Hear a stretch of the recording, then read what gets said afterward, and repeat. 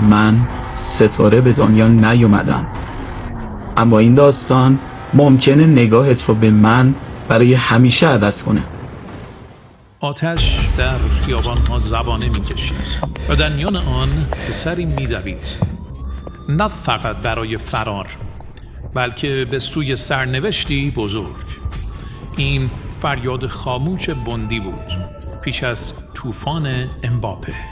بوندی، حومه آشوب زده پاریس، جایی بود که دیدن خودروهای در حال سوختن و صدای تیراندازی بخشی از زندگی روزمره شده بود.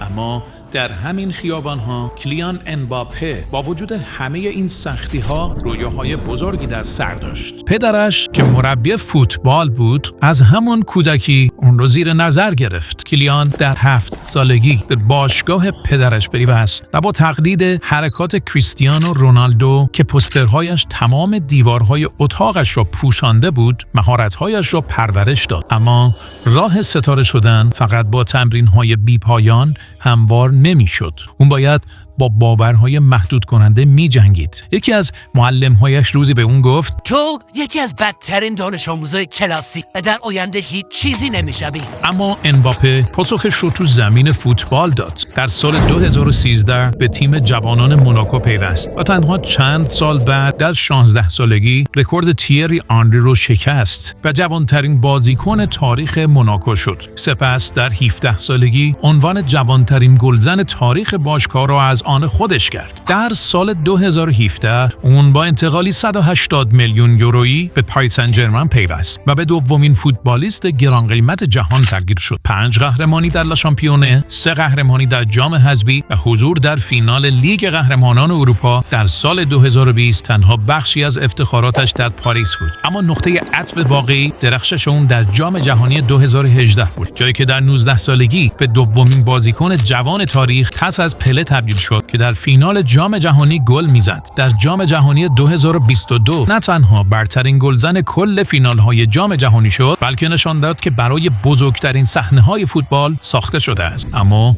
حتی این افتخارات هم برای اون کافی نبود. رویای بزرگتری در سر داشت: پوشیدن پیراهن رئال مادرید. پس از سالها گمان زنی در تابستان گذشته امباپه تصمیم گرفت که قراردادش رو با پاریس سن ژرمن تمدید نکنه و سرانجام رویایش رو زندگی کند. در میان مخالفت‌های شدید مدیران پاریسی و فشارهای رسانه‌ای اون به هدفش وفادار ماند. تنها چیزی که می‌خواستن این بود که در سانتیاگو برنابئو با این پیراهن افسانه‌ای بازی کنند و هواداران نامم رو فریاد بزنند. اون حالا عضوی از تیمی است که همیشه تحسینش میکرد: رئال مادرید، تیمی که زمانی با زیدان و گالاکتیکوس هایش دل اون رو برده بود.